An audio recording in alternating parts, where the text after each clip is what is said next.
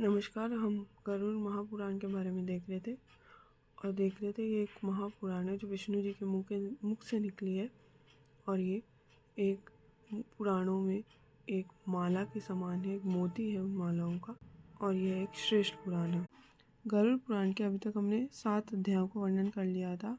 अब 8वें अध्याय में देखेंगे कि सिर्फ इसमें मृत्यु का वर्णन नहीं, हमारे जीवन, दिनचर्या, हमारे को क्या खाना चाहिए अथवा नहीं खाना चाहिए, कैसे पूजा करना चाहिए, इन सब का भी वर्णन हम देखते हैं। और प्रथम अध्याय में हमने शौनक आदि ऋषिगणों का प्रश्नोत्तर और सूत द्वारा गरुड़ पुराण के विषय कथा का वर्णन ये देखा था।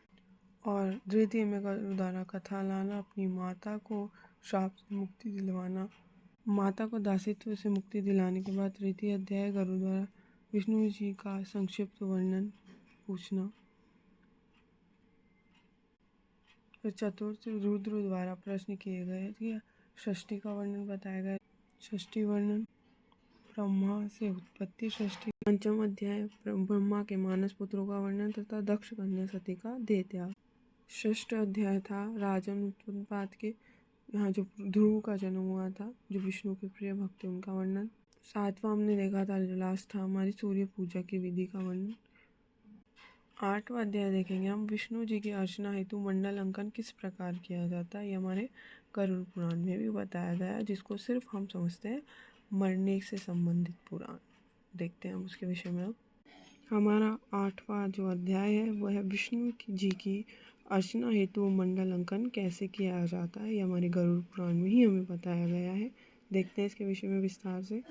इसमें बताया गया है स्नान आदि कृत्य करके श्रीहरि की मंडल का निर्माण करना चाहिए। इस प्रकार उन्होंने बताया कि 5 रंगों के चूर्ण से युक्त होकर एक मंडल बनता है, जिसकी रेखाएं 5 कोण 5 प्रकार की जाती है और नाभि में। इस प्रकार ये पूर्ण मंडल बनने के बाद मध्य में श्रीहरि की पूजा की जाती है और पहले न्यास करना चाहिए, जिसमें बोलते हैं हम ओम विष्णवे नमः हृदि, ओम संकर्षाय नमः कंठे, ओम प्रद्युम्नाय नमः मस्तके, ओम अनिरुद्धाय नमः शिखा, ओम ब्रह्मणे नमः। सभी अंकों को टच करते हैं, ओम श्रीधराय नमः। इस प्रकार हमारे गरुड़ पुराण में 9वें 8वें अध्याय में हमको ये सब कुछ वर्णित किया गया है और पूर्ण रूप से बताया गया है।